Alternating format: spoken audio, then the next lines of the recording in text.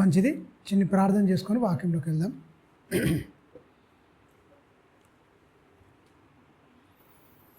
పరిశుద్ధుడా, మహోన్నతుడా, గొప్ప తండ్రి, విలువైన నీ సంగతులు తండ్రి నేర్చుకోవడానికి, మా బ్రతుకులను సరిచేసుకోవడానికి తండ్రి ఇచ్చిన ఈ అవకాశాన్ని బట్టి, సమయాన్ని బట్టి కృతజ్ఞత స్తుతులు స్తోత్రం చెల్లిస్తూ మాట్లాడబోతున్న నన్ను మరుగుపరిచి సూటిగా మాతో అందరితో మాట్లాడి తండ్రి మా ఆత్మీయ జీవితానికి సోపానాలుగా తండ్రి నీ మాటలతో మా జీవితాలను మలుచుకొని తండ్రి ఈ చెడిపోయిన లోకములో ఉన్నప్పటికీ పడిపోకుండా పరిశుద్ధ లేఖనాల వెలుగులో మా జీవితాలు కట్టుకొని తండ్రి ముందు కొనసాగించుకునే అట్టి భాగ్యము, అట్టి ధన్యత, అట్టి కృప నీ బిడ్డలమైన మా అందరికీ దయచేయమని నిండు మనసుతో వేడుకుంటూ, రానయ్యున్న నీ పిల్లలను సకాలంలో తీసుకొని రమ్మని నిండు మనసుతో వేడుకుంటూ క్రీస్తు నామాని ప్రార్థన అడుగుతున్నాను తండ్రి, ఆమేన్. అందరికీ ప్రభు నామన వందనాలు, క్రీస్తు నామమున శుభాలు. మంచిదండి. బంధాలు, అన్ని బంధాల కంటే భార్యాభర్తల బృందం అనేది చాలా శ్రేష్టమైనదని బైబిల్ సెలవిస్తుంది. ఎందుకంటే ఎవరినైనా సరే ఒకరిని చూసి ఈయనే మా తండ్రి లాంటి వారని చెప్తారు. ఈమె నా బిడ్డ లాంటిది, మా అక్క లాంటిది, మా అమ్మ లాంటిది అని ప్రతి ఒక్కరికి మనం పోల్చుకుంటాం. అమ్మ లాంటిది, అక్క లాంటిది, బిడ్డ లాంటిది, చెల్లి లాంటిది, తల్లి లాంటిది, అన్ని రకాలుగా నా తమ్ముడు లాంటివాడు, నా అన్న లాంటివాడు అని రకరకాలుగా మనం పోల్చుకుంటాం. ఒక బంధాన్ని మాత్రం పోల్చాం. ఏంటి? భార్య బృందాన్ని మాత్రం అస్సలు పోల్చాం. ఎవరని చెప్తారా? చెప్పిరంటే ఈయన ఈ విమానం మొత్తం మొగవలసిందే. ఆ బంధాన్ని మాత్రం అస్సలు ఎవరు చెప్పరు. ఎందుకు? ఆ బంధానికి అంత ప్రాముఖ్యత ఉన్నది. వేరేటోళ్ళు నా కొడుకు లాంటివాడు అని చెప్పుకున్న తప్పు ఉండదు, నా తండ్రి లాంటివాడు అని చెప్పిన తప్పు ఉండదు, నా అన్న లాంటివాడు అండి, నా తమ్ముడు లాంటివాడు అండి, నా బిడ్డ లాంటిదండి అంటే ఎవ్వరేమని, మా బాబాయిలా ఏ దాన్ని ఎన్ని మనం వాడుకుంటామో అన్నిటినీ ఏదన్నా కూడా సమాజంలో అన్నీ మంచిగానే ఉంటాయి. కానీ ఒక్క బంధాన్ని మాత్రం అది ఒక్కరే, ఒక భార్యాభర్తల బంధమే ఇంకోటితో పోల్చి చెప్పుకుంటేందుకు లేదు. దేవుడు అవకాశం ఇవ్వలే, సమాజం కూడా ఒప్పుకోదు. మీరు గమనించండి ప్రియమైన దేవుని పిల్లరా, కొరింథీయులకు రాసిన మొదటి పత్రిక 7వ అధ్యాయం మనం చదువుకొని అక్కడనే ఆపుకున్నాం. మనం పై వచనములో ఏముంటుందంటే 7వ అధ్యాయం మొదటి వచనములో మీరు 7వ అధ్యాయం మొదటి కొరింథీ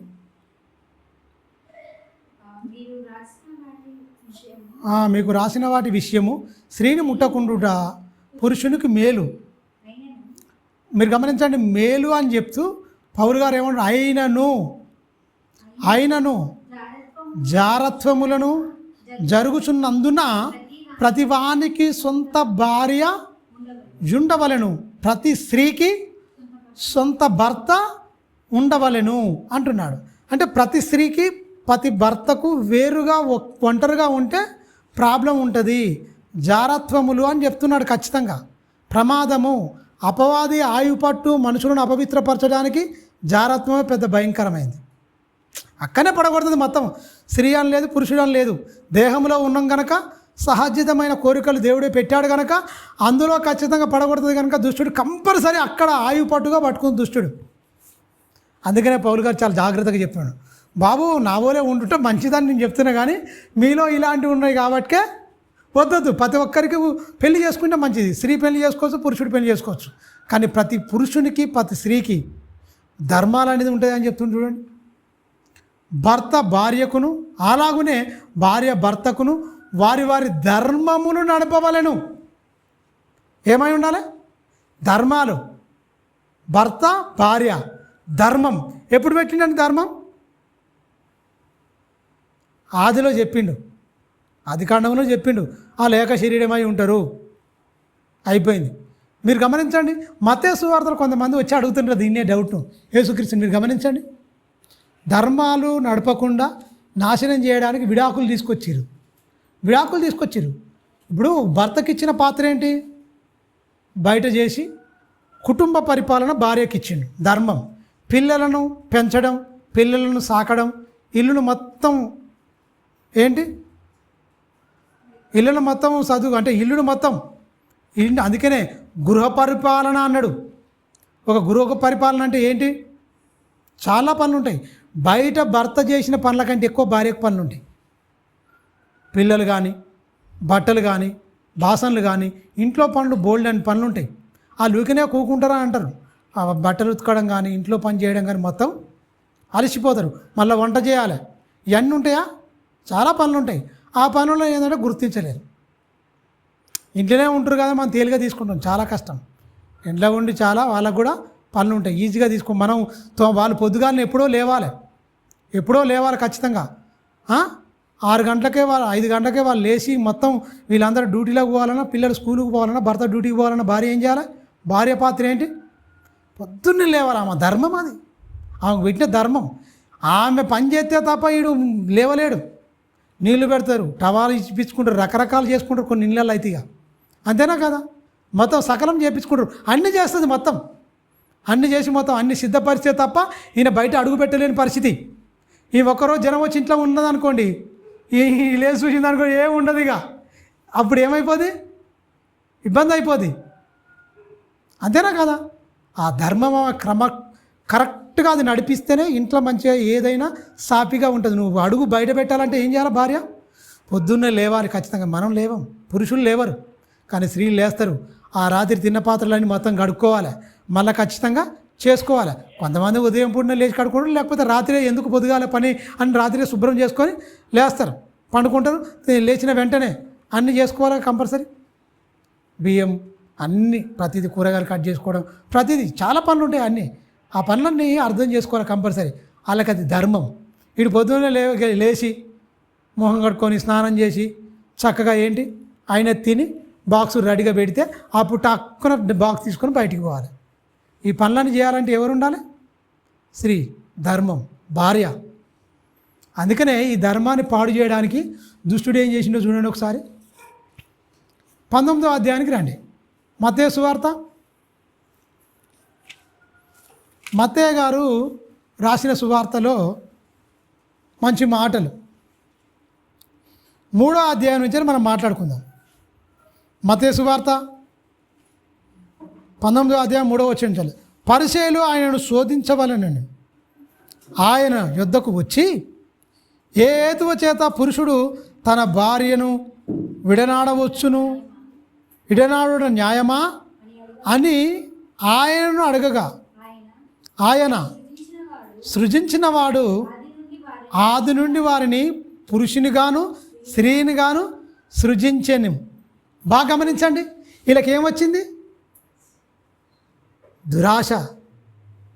భార్యకు ద్రోహం చేసేటట్టుగా, భార్యను కన్నీళ్లు పెట్టించేటట్టుగా. అంటే ధర్మం మీరిండి అయ్యుడు దుష్టుడు. ధర్మం ఎప్పుడు మీరుతారని మీరు గమనించండి.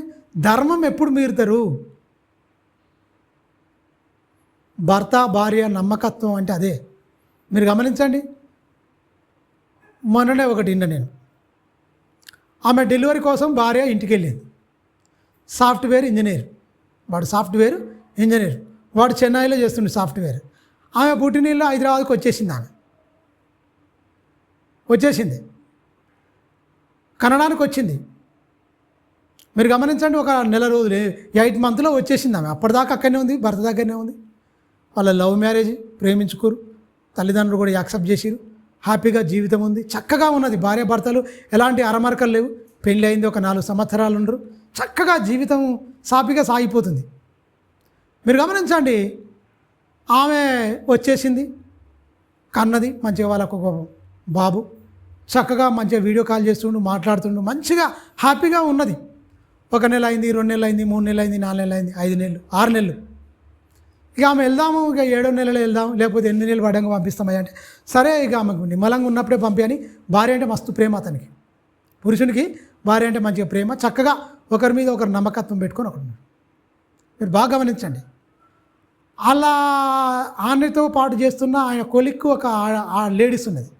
అది పెద్ద ఎజిబేలి చేయలేదు, ఒక భ్రష్టురాలిగా. ఈయన కేరింగ్ కానీ భార్య పట్ల ఈయన తీసుకుంటున్నది మంచిగా ఉండి ఓరవలేకపోయింది. ఆడవాళ్ళకి శత్రువులు అన్నట్టుగా ఆయన భార్యను చూసి, అతడు చూసుకుంటున్న విధానం చూసి ఓరవలేక ఇతను కూర్చోబెట్టింది. ఇప్పుడు నువ్వు నాతో ఉంటేనే ఏమైనా, లేకపోతే నీ మీద లెటర్ రాసి నేను ఆత్మహత్య చేసుకుంటానని బ్లాక్మెయిల్ చేసిందండి. నువ్వు నాతో ఉంటేనే నేను ఉంటా, లేకపోతే చనువుగా ఆడవాళ్ళంటే మంచి రెస్పెక్టు. ఆయన ఒక చెల్లెలాగా చూసిండు పాపం, ఒక చెల్లెలాగా చూసి మంచిగా కాఫీ తాగడానికి వెళ్ళినా కూడా ఒక ప్రేమగా మంచిగా మాట్లాడిండండి.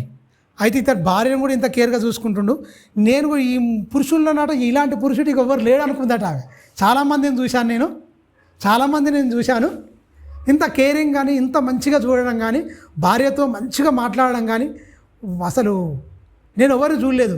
నేనే భార్య పోతే బాగుంటుంది అన్న దుష్టమైన ఆలోచన వచ్చింది. ఒక పరస్త్రీ భర్తను కోరుకోవడం ఎంత భయంకరం. ఆడవాళ్ళ శత్రువులు అంటే ఇదే. మీరు గమనించిన ఒక పెళ్లి కాని ఒక అమ్మాయి పెళ్ళి అయి ఒక కూతురు భార్య భర్తల సంబంధం మంచిగా ఉన్నదంటే స్విచ్ పెట్టింది. మీరు గమనించండి ఎంత భయంకరం. బ్లాక్మెయిల్ చేసిందట. అంటే ఇవ పోయిన కాంచెలా బ్లాక్మెయిల్ చేస్తానే అసలు వద్దు, తప్పమ్మా, నాకు భార్య ఉంది, నాకు చక్కగా కుమారుడు ఉన్నాడు, మంచిగా ఉన్నది, మా జీవితం సాఫీగా వెళ్తుంది, నువ్వు వద్దు, తప్పిది, ఒప్పుకోను అనే వరకల్లా 6-7 నెలలు సతాంచి బ్లాక్మెయిల్ చేసి అర్ధరాత్రి ఫోన్ చేసి నేను చచ్చిపోతున్నాను వీడియో కాల్ చేసి చూపించింది. ఫ్యాన్కు చున్ని పెట్టుకొని ఉరేసుకొని నేను చచ్చిపోతున్నా, వస్తే నేను బతా, సర్లే ఏదో నేను పోయి చెప్తా, అమ్మో నా గురించి ఒకరి ప్రాణం పోవద్దు, ఎట్లా ఇంత మంచిగా జీవితం ఉంది, చక్కగా నాకు నా భార్యతో మంచిగా ఉన్నది, ఎందుకు ఇవన్నీ నా వల్ల, నేను ఎట్లయినా సది చెప్తాను పోయినట. పోయిన తర్వాత అక్కడ భయంకరమైన పాపం జరిగిపోయింది. కథమిక ఈ సంగతి కొన్ని రోజులకు భార్యకు తెలిసిపోయింది. వాళ్ళిద్దరు విడిపోవడానికి సిద్ధమైపోయింది. మీరు గమనించండి. అంటే ఎలా ఉన్నా సరే కానీ మూడో వ్యక్తికి ఏంది ఇలా పరిస్థితి అయిపోద్ది. కానీ ఓవర్ సీక్రెట్లు చెప్పకూడదండి. మా భార్య లేదండి, అక్కడికి ఇవన్నీ దౌర్భాగ్యం అని చెప్తేనే గిట్ల వస్తుంది. ఉన్నదని చెప్తే సిక్కే ఉండపోవు. ఓపెన్గా మాట్లాడి మా భార్య ఇలా పుట్టింటికి వెళ్ళిపోయింది, నేను ఒంటరిగానే ఉంటున్నా, ఇది సంగతి, ఇంత కేరింగ్, నువ్వు చెప్పేది నీ భార్యతో ఉండు. 10 మంది చూసేటప్పుడు నా భార్య ఇలా ఉంది, తిన్నవా ఉన్నవా, బాబు ఏం చేస్తుండు, వీడియో కాల్ చేసి మాట్లాడు కూడా ఓర్వలేరు. కొన్ని భ్రష్టకాలు ఉంటాయి తెలుసా, విషపు చూపులు ఉంటాయి. మంచిగున్నా కూడా వీళ్ళని ఎలా సిచ్చు పెట్టారని కూడా చూస్తారా చూడరా. అపవాది ఆమెను పట్టుకుంది, ఇలా కుటుంబాన్ని ఇచ్చి చేసింది. ఆమె వెళ్ళిపోయిన కాంచెలు వాడు పిచ్చోడాయను మొత్తం తాగి రోడ్ల మీద ఎక్కడ పడితే అక్కడే పడిపోతుండు. నెలకు ₹1,00,000 సంపాదిస్తాడు.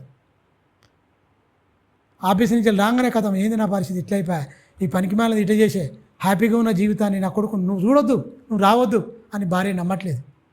వద్దు, నాకు ద్రోహం చేస్తావా, నిన్ను ఎంతగా ప్రేమించిన నేను భార్య తీసుకోలేకపోతున్నామే. మీరు గమనించండి, ఏదన్నా పొరపాటు జరిగినా పర్లేదు, కానీ భార్యాభర్తల మధ్య ఈ పొరపచ్చాలు జరిగితే తట్టుకోలేరు. అది భార్య జరిగినా తట్టుకోలేదు, మరి భర్త కూడా అలాంటిది చేస్తే తట్టుకోలేదు.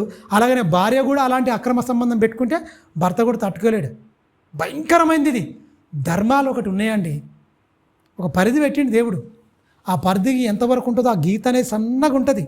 అది దాటిరంటే కథం జీవితాలు బుగ్గిపాలే. గమనించండి. అదిలో ఇలా లేదంటే మంచిగా ఉండి ప్రేమించి చక్కగా ఉంటుంటే ఎలా ఉంటుందండి. పిల్లలు వచ్చిర్రు, బాధ్యతలు పెరుగుతాయి, కంపల్సరీ ఇలా ఉండాలి. కానీ మన సీక్రెట్లు కూడా కొంతమందికి చెప్పకూడదండి. భర్త భార్యల మధ్య ఇంత బాండింగ్ ఉంటాం, మీరు ఎలా ఉంటాం, అందరిలాగా మేము ఉంటామని తప్పకుండా క్యాజువల్గా చెప్పేయాలి, మామూలుగా చెప్పేయాలి తప్ప మేము ఇలా ఉంటాం అలా ఉంటాం అని ఇంటి గుట్టు మొత్తం చెప్పుకున్నా కూడా ఓరో అవునా కాదా. మీరు గమనించండి, ఇవన్నీ చెప్పుకున్నా కూడా పాడు చేస్తారు కొంతమంది. ఎంత మనం మంచిగా ఉన్నా సరే ఓరవలేని దుష్టులు దుర్మార్గులు ఉంటారు. అయితే సైకాట్రిస్టు చక్రవర్తి దగ్గర ఒక ఆయన ఉన్నాడు. ఆయనకు ఫోన్ చేస్తే ఆయన అంటుండు, అమ్మ మీ భర్త ఇలాంటి వాడు కదా, మీకు తెలుసు కదా అమ్మ, ఒకసారి మీరు ఆలోచించండి, ఆరోగ్యం కూడా పాడైపోతుంది, నీకు బాధ లేదా, నీ భర్త ఇలాంటి వాడు నీకు తెలియదా, ఒక్కసారి నువ్వు ఆలోచించమ్మని ఆయన మోటివేషన్గా చేస్తారు కదా మంచిగా. ఆమె ఏడుస్తుంది. ఇక ఏంటి పరిస్థితి మీరు గమనించామా, ఎప్పుడన్నా ఇలా చేసిన నీ భర్త అస్సలు చేయలేని, భర్త అంటే నాకు ప్రాణం, నేనంటే కూడా నా భర్తకు ప్రాణం, ఏదో దుష్టిరాలు వచ్చి ఇట్లా పనికిమాలి చేసి దాని ప్రాణం కాపాడడానికి ఇలా పోయి ఒక బలహీనమైన క్షణంలో ఇలా అయిపోతే క్షమించలేవా తల్లి, ఒకసారి నువ్వు ఆలోచించవు, రేపు నీ కొడుకు సమాజంలో ఎలా ఎదుగుతాడమ్మా, చాలా కష్టం, నువ్వు ఒంటరిగా ఉంటే ఎన్ని నిందలు ఎన్ని అవమానాలు నువ్వు గమనించావా, సమాజం నుంచి ఎన్ని ఆటుపోట్లు వస్తాయి తల్లి, ఒక్కసారి నువ్వు ఆలోచించు. మీ భర్త చేసిన తప్పే, నేను కాదనట్లేదు, నీ భర్త చేసిన తప్పే, నేను కాదనట్లేదు, దాన్ని సమర్థించట్లేదు, కానీ మాకంటే ఎక్కువ నీ భర్త గురించి నీకే బాగా తెలుసు. ఒక్కసారి ఆలోచించి తల్లి అని మంచిగా చెప్పేవరకల్లా ఫోన్లో బాగా ఏడుస్తుంది పాపం. ఏంటి మా పరిస్థితి ఇలా అయిపోయింది, నువ్వు అలా పెట్టినావనుకో తాగి తాగి చచ్చిపోతే నువ్వు తట్టుకోగలవా? ఆ ఒక్క పాపాన్ని నువ్వు మన్నించలేవా? చిన్నపిల్లగాడు మన్ను తింటే నువ్వు వాడిని ఏం చేస్తావు? తింటే ఏం చేస్తావు? అశుద్ధంలో కూడా చేయి పెడతారు. నువ్వు పెట్టినావు కనుక తీసుకుపోయి రోడ్డు మీద పడేస్తావా? చిన్నపిల్లగాడు ఉన్నారా, పుట్టిండు చిన్నపిల్లగాడు ఉన్నాడు, ఒక మంచి మోటివేషన్గా ఆడు పోయి అశుద్ధంలో పెట్టిండు, చేయి పెట్టిండు, ఈ నాకొద్దు అని బయట పడేస్తావా? కడుక్కొని ముద్దాడుతావా? శుభ్రం చేస్తావు, ముద్దాడుతావు, మంచిగా ఉంటావు. ఎందుకు? ప్రేమ, లవ్, అంతే కదా. అది నీ ధర్మం, అది తల్లి ధర్మం. నీ భర్త కూడా ఒక శిశువే అమ్మా, తప్పిపోయిండు, ప్రేమించు అని చెప్పేవారు మస్తు ఏడ్చింది. తాగి రోడ్డు మీద పడిపోతున్నా నీకు అర్థమవుతుంది, ఆయన చనిపోతే నీ పరిస్థితి ఏంటి? తాగి నువ్వు మాట్లాడలేదు, నీ ఫోన్లో నెంబర్ మొత్తం బ్లాక్లో పెట్టినావు, నీ నుంచి అది స్పందన లేదు, అది వెళ్ళిపోయింది, దాని వెళ్ళిపోయింది మొత్తం. నీ పరిస్థితి, నీ భర్త పరిస్థితి ఏంటి? మంచి జీవితం కదమ్మా, అందమైన జీవితాన్ని బుగ్గిపాలు చేసుకోవద్దని చెప్పిన వెంటనే ఏడుస్తూ చాలా నేను తీసుకోలేకపోతున్నా అంటుంది, ఏడుతుంది. నేను తట్టుకోలేకపోతా అంటుంది, ఏడుతుంది. బిడ్డ తప్పు చేయడానికి రియలైజ్ అయింది పాప. కుమారుణ్ణి ఇలా అయిపోతే పరిస్థితి ఏంటి? అశుద్ధంలో చేతి పెడతాడు, ఆడు ఒకటికి పోతాడు, రెండు పోతాడు, అన్నీ చేస్తాడు. ఇవన్నీ ఎందుకు ఉతకాలి? ఎన్ని చేయాలి? అసహించుకుంటావా? అసహించుకో. తల్లిగా అది నీ బాధ్యతగా ఫీల్ అవుతావు. చాలా చక్కగా చేస్తావు, మంచిగా ప్రేమతో చేసుకోవు, ఇసుకోవు. నువ్వు ఇవన్నీ చేస్తావు కదా. నీ భర్త అనేది ఒకటి పడ్డది, అలాగే నువ్వు అలా స్వీకరించాలమ్మా. అసహించుకుంటే జీవితాలు పాడైతాయి. అంతకుముందు ఏమైనా అలవాట్లు ఉన్నాయా? ఇలాంటి స్త్రీలతో ఇలాంటి పనులు చేసిండా? అసలు చేయాలి అంటుంది. మళ్ళా ఎక్కడ జరిగిందో నువ్వు ఒకసారి ఆలోచించు. తప్పు జరిగిపోయింది, సరిదిద్దుకోలేని తప్పు కాదు, సరిదిద్దుకునే తప్పే. చిన్న జీవితం, ఎన్ని రోజులు ఉంటామమ్మా? చిన్న జీవితం, తర్వాత ముసలైపోయినవంటే ఏముండదు. ఈ ప్రేమ అనేది బంధం కొద్ది రోజుల్లో మీరు ఈ ఆనందాన్ని నరకం చేసుకునే పరిస్థితి ఏందని చెప్పేవారు కదా. రియలైజ్ అయింది. నేను నా భర్త సార్ మీ దగ్గర కౌన్సిలింగ్, నాకు చాలా హ్యాపీ అనిపించింది. అబ్బా మంచిగా ఉంది, ఒకటి అయితే మంచి వార్త తిన్నారా బాబు అంటే ఒక జీవితాన్ని నిలబెట్టిండు ఆయన. మోటివేషన్ అయినా, సైకాట్రిస్ట్ అయినా, సమాజంలో చిన్నవి ఇవన్నీ ఒక మంచి మాటలు. పిల్లలు లాంటివాడు భర్త. బైబిల్లో కూడా ఉంది, నీ శిశువుని ప్రేమించాడు, నీ భర్తను కూడా ప్రేమించని బైబిల్లో ఉన్నది. అందువల్ల మనం చాలా జాగ్రత్త చూసుకుంటే ఆ వెంబటే రిలీజ్ అయ్యి నిజమే కదా, ఎంతకాలం చూస్తాను నేను ఒంటరిగా ఉండి ఎంతకాలం పోరాడతా, ఎన్ని నిందలు ఎన్ని అవమానాలు, నిజమే కదా, అయ్యో అని ఆమె కూడా రిలీజ్ అయ్యింది. వెంబటే ఒకేసారి తప్పు చేసింది ఆయనకి ఏ అలవాటు లేదు, మందు అలవాటు లేదు, సిగరెట్ అలవాటు లేదట, లవ్ మ్యారేజ్ మంచిగా 4 ఏళ్ళు ప్రేమించుకురట, పెళ్ళై 4 ఏళ్ళు 8 ఏళ్ళ నుంచి నువ్వు చూస్తున్నావు. అతనికి ఎలాంటి చెడు అలవాటు, ఎలాంటి స్త్రీల గురించి తప్పుగా అస్సలు ఉండదు అని ఆమె చెప్తుంది. మరి ఎందుకు ఇలా అయిపోయిందో ఒకసారి ఆలోచించి తల్లి. నీకంటే నీ భర్త కన్నా మాకంటే ఎక్కువ నీ భర్త గురించి నీకే బాగా తెలుసు. నీ భర్తను కాపాడుకునేది నీదే అంటే బైబిల్లో ఇక్కడనే ఉంటుంది. ఓ భార్య నీ భర్త నువ్వు కాపాడుకుంటావో లేదో, ఓ భర్త నీ భార్య నువ్వు రక్షించుకుందో లేదో చూసుకో. బైబిల్లో చెప్పినట్టే ఇవన్నీ నాకు గుర్తు, ఈ మైండ్లో ఇవన్నీ అయితే బైబిల్ అంటే ఎంత మంచిగా చెప్తుంది. వీళ్ళు చదువుతారేమో బైబిల్ అనిపించింది నాకు. అలా చెప్తుంటే బైబిల్ బాగా చదువుతారేమో కానీ చెప్పరు ఈ దొంగలు. బైబిల్లో చెప్పని దాన్ని ఏముందండి, అన్నిటి గురించి చెప్పింది. ధర్మం. ఈ పరిచయలు వచ్చి ఏమడుగుతారు? పరిచయలు వచ్చి విడాకులు చేసుకోవచ్చా, మంచిగుందా, పర్లేదా అంటే ఆదిలో ఇలాంటిది లేదు. ఇలాంటి సంస్కృతి ఎక్కడ ఉందిరా నాయన? మీరేం చెప్తారు అసలు? 3వ వచనంలో పరిచయులు ఆయన యుద్ధకు శోధింపవలనే ఆయనను యుద్ధకు వచ్చి ఏ హేతువు చేత పురుషుడు తన భార్యను విడనాడటం న్యాయమా, ఏ విషయంలోనైనా విడనాడటం న్యాయమేనా, విడాకులు ఇచ్చేయాలే. పరిత్యాగ పత్రిక అంటాడు బైబిల్ పరిభాషలో. పరిత్యాగ పత్రిక, దాన్నే విడాకులు. ఏ విషయంలోనైనా సరే విడాకులు ఇవ్వచ్చా, భార్యకి ఇవ్వచ్చా, పురుషుడు ఇవ్వచ్చా, విడిపించవచ్చా అన్నప్పుడు దేవుడు ఒప్పలేదండి. దానికి ఇస్తున్నాడు. అడగగా ఆయన సృజించిన వాడు ఆది నుండి వారిని పురుషునిగాను స్త్రీగాను సృజించను. వారిద్దరు నిమిత్తము పురుషుడు తల్లిని తండ్రిని విడిచి తన భార్యను హత్తుకునని వారిద్దరు ఏక శరీరమై ఉందురని మీరు మీరు మీరు మీరు చదవలేదా? ఎందుకు వచ్చింది ఈ ప్రశ్న? ఒకరి ధర్మం ఒకటి ఉంది కదా, వాళ్ళు ఏక శరీరం కదా, అనుమానం ఎందుకు? ఏక శరీరం అనుమానం ఎందుకు? మీరు గమనించారు, ఏక శరీరానికి అనుమానం ఉంటుందా? ఏక శరీరం. ఏ శరీరాన్ని పాడు చేసుకుంటారా? ఎవరైనా సరే తన శరీరం పాడు చేసుకోరు, దాన్ని నాశనం చేసుకోరు.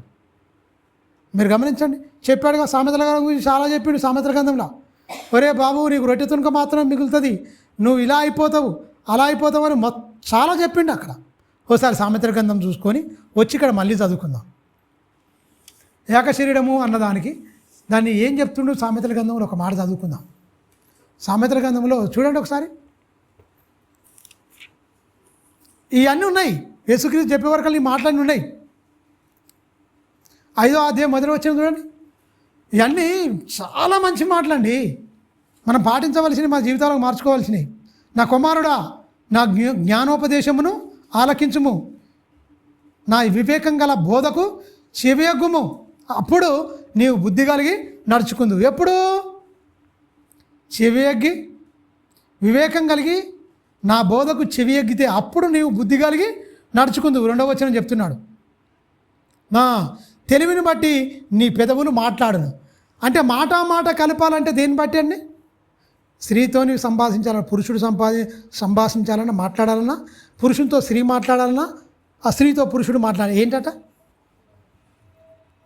డబుల్ మీనింగ్ మాటలు, హాస్యం మాటలు, చెత్త మాటలు మాట్లాడితే అప్పుడు ఏమవుతుంది? పాపం దొరుకుతుంది. అది వివేకం లేని మాట. అవునా కాదా? మీరు గమనించండి, బుద్ధి ఎప్పుడు వస్తుంది? వివేకం ఎప్పుడు వస్తుంది? దేవుని మాటలకు నువ్వు చెవి ఎగ్గితే, ఆయన బోధకు నువ్వు చెవి ఎగ్గితే ఇవన్నీ వస్తాయి. అంతేనా కాదా? ఎందుకు ఇవన్నీ మాట్లాడిపోయి ఇన్స్టాగ్రామ్లో, ఫేస్బుక్లో మేము పరిచయం అయిపోయినాం, ఇలా అయిపోయినాం. ఎంతమంది భార్యలకు భర్తలు ద్రోహం చేస్తున్నారు, ఎంతమంది భార్యలకు భర్తలకు ద్రోహం చేస్తున్నారు. సమానం. ఇందులో తక్కువ లేదు, తెలుసా? తక్కువ లేదు. పురుషులు తక్కువ లేరు, స్త్రీలు తక్కువ లేదండి. సమాజం మొత్తం భ్రష్టు పట్టిపోతుంది. ఎవరిని తక్కువ అంచనా వేయడానికి వీలు లేదు ఇప్పుడున్న సమాజంలో, ఇప్పుడున్న ట్రెండ్లో. అవునా కాదా? మనం చూస్తే అదే అంటే ఫేస్బుక్లో పరిచయం అయిపోయింది, ఇన్స్టాగ్రామ్లో పరిచయం అయిపోయింది. మేము ఇలా అయిపోయినాం, ఓయో రూమ్లోకి వెళ్ళిపోయినాం. ఎన్ని పిచ్చెక్కిపోతుంది అసలు టీవీలో వార్తల్లో చూస్తుంటే. ఏంటండి దౌర్భాగ్యం? అంటే నీకేంటి? బుద్ధి లేదు, నీకు బుద్ధి లేని పని చేస్తున్నారు, నీకు బోధ లేదు. నువ్వు ఎలా ఉండాలో నీ భర్తతో నీకు తెలియదు బోధ. నీ తల్లిదండ్రులు చెప్పలే ఎలా ఉండాలో భార్యతో అని, నీ తండ్రి నీ తల్లి నీకు చెప్పలే. అందుకే బుద్ధిమాలిన పనులు ఇవన్నీ కుటుంబాలు నాశనం అయిపోయింది. ఎన్ని వెళ్ళిపోతావు? ఇవి ఉన్న చిన్న జీవితం, అందమైన జీవితం, అందంగా ఉండే జీవితాన్ని నరకం చేసుకునేది ఇదే. పరశరీరానుసారాలకు ఎందుకు మారాలి? ఎందుకు మారాలండి? బుద్ధి లేక. అందుకని చెప్తుంది చూడండి, వివేకం కలిగి నా బోధకు చెవేగ్గుము, అప్పుడు నీవు బుద్ధి కలిగి నడుచుకుందువు, తెలివిని బట్టి నీ పెదవులు మాట్లాడును అంటున్నాడు అని చెప్తూ 3వ వచనంలో ఎక్సలెంట్ మాట చెప్తుంది చూడండి, జారాశ్రీ పెదవుల నుండి తేనె కారును, దాని నోటి మాటలు నూనె కంటే నులుపైనవి, దాని వలన కలుగు ఫలము ముసిని పన్నంత చేదు. సమాజానికి ఈ లేఖనే నాశనం అయిపోతుంది తెలుసా? భర్త భార్యలు చక్కగా ఉండాలి. అందుకని ఒకరి ధర్మం ఒకరు నడపాలి, తప్పు చేయకూడదు. ఎన్ని రోజులండి? అందుకే కదండి ప్రతి స్త్రీకి సొంత భర్త ఉండాలి, ప్రతి పురుషునికి సొంత భర్త ఉండాలి. ఒకరి ధర్మం ఒకరు, అంతే. ఇంకా పురుషులోనికి ఇంకా వేరే పరస్త్రీ మనసులోకి రావద్దు. అందుకని మోహం చూసిన పోతావు అన్నాడు. అంతే, చూపుతోనే పెట్టేసిన ఆయన. చేస్తే ఇవన్నీ కాదు, చేస్తే దొరికితే దొంగ, లేకపోతే దొర. అవునా కదా? చేస్తే చూస్తే దొరికితే దొంగ, లేకపోతే దొర. సమాజం ఎలా ఉందండి చూసినావా? ఎవరు చెప్పిండి? కానీ దమాయిస్తారు స్త్రీలు కానీ పురుషులు కానీ. దేవుడు ఏమంటుండే ఎరికేనా? మోహపు చూపు తలంపు వచ్చిందనుకో మీరు అయిపోయినట్టే, భ్రష్టులు అయిపోయినట్టే, నాకు దూరం అయిపోయినట్టే, మీ కథ ఏంది అంటున్నా లేదా? దేవుడు చాలా మంచివాడండి, ఏది చెప్పకుండా దాచుకోలే. అది తేనట అంటే మాటలేంటి? లాలన మాటలతోని ఒక ఢిల్లీలా సంసోన్ని ఎలా భ్రష్టు పట్టించి కళ్ళు వీకేసి ఎలా చావు కారణమై పరాక్రమంతుడు ఫిలిస్తీన్లను వణికించిండు, 300 నక్కలను తోకలను ముడివేసి దీటిలను పెట్టి వాళ్ళ పంటలు మొత్తం తగలబెట్టిన బలశూరుడు. అలాంటోడు ఒక స్త్రీ దగ్గర పడిపోయి ఏం చేసిండండి? జారత్వంలో పడిపోయి పాపం తొడ మీద బండు పెట్టుకొని లాలన మాటల చేత చావగోరిండట, విసికించిందట. ఎంత బాధ, ఎంత బాధ! ఇది ఎంత భయం! ముసిరి పడినంత చేదు. ఇక నీ జీవితంలో తీపి జీవితాలు ఉండవు, ఇక చేదే. మీరు గమనించండి, చేదే. ఇక తప్పు చేసిర్రు అనుకో, వాళ్ళ జీవితంలో చేదే. తప్పు నిన్ను పట్టుకుంటుంది, పాపం నిన్ను వదిలిపెట్టే సుమా. ఏదో అప్పుడప్పుడు ఆనందం, మంచిదిరా, ఎవడు చూస్తలేడు, పర్వాలేదు అని నువ్వు అనుకుంటావు. సృష్టికర్త ఆకాశం మందు ఉన్నవాడు చూస్తున్నాడు మొత్తం నిన్ను. అదిదా చూస్తున్నాడు నిన్ను. ఎవడు చూస్తలేడు, నాకేమి లేదు, పర్వాలేదు అని నువ్వు అనుకుంటున్నావు. బాబు, పైన ఒక ఆయన ఉన్నాడు, ఆయన కన్ను ఈ 800 కోట్ల మందిని ఒకేసారి చూసేంత కన్నుంది. మన కన్ను ఏంది, ఒక గోడ చాటుకుంటే మనిషి కనపడాడు మనకు, అవునా కాదా? కొంత దూరం పోతే వాడు ఏం చెప్పుకుంటుండో వినపడని చెవు మనది, చూడలేని కన్ను మనది. ఆకాశం మందు ఆసీనుడైన దేవుడు నువ్వు గుసగుసన్నా నీ మనసులో ఏమనుకుంటా ఆయన వినబడుతుంది తెలుసా? అలాంటి దేవుని దగ్గరకు వచ్చి మనం ఏం నటిస్తాం చెప్పండి? అంతేనా కదా? ఏమి నటిస్తామండి? అది ముసిరి పడినంత చేదు, భయంకరమైంది అంటుండు.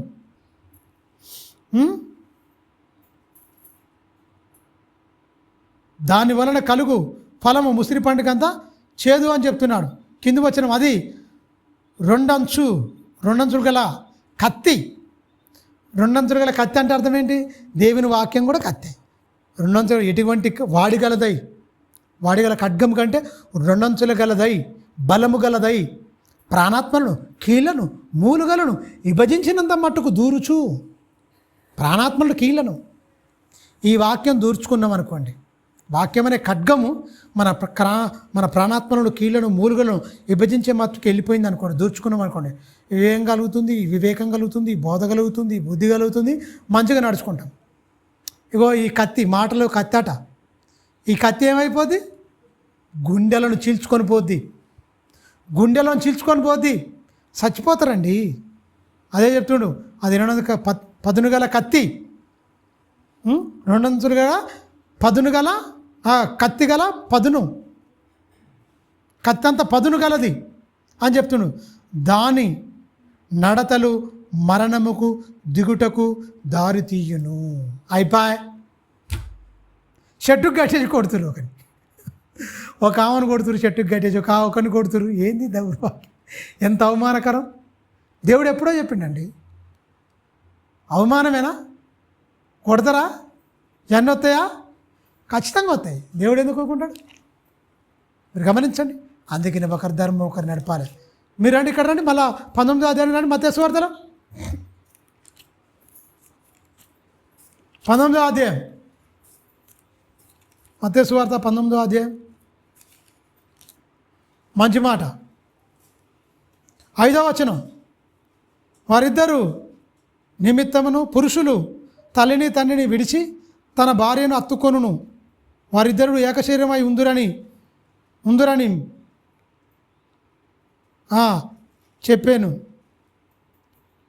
చెప్పానని మీరు చదవలేదా అని చెప్తూ, కాబట్టి వారింకను వారిద్దరుగా కాక ఏకశరీరమై ఉందురు గనుక దేవుడు జతపరిచిన వారిని మనుషులు వేరు చేయకూడదు. మూడో కూడా వచ్చిందంటే అయిపోయినట్టే. దేవుడు జతపరిచిన వారిని ఏం చేయొద్దు? మనుషులు ఏం చేస్తారండి? ఆదిలో ఏముందండి? ఆదిలో దేవుడు ఇలా కోరుకుండా వాళ్ళు ఏకశరీరమై ఉండాలి. వాళ్ళిద్దరుగా ఉండక, బాగా గమనించాలి ఆ మాట. భార్య భర్త భార్య ఏరుగా ఉండమండా, ఒక్కటిగా ఉండమండా? ఒక్క మాట, ఒకే మాట, ఒకే ఆలోచన, ఒకటే.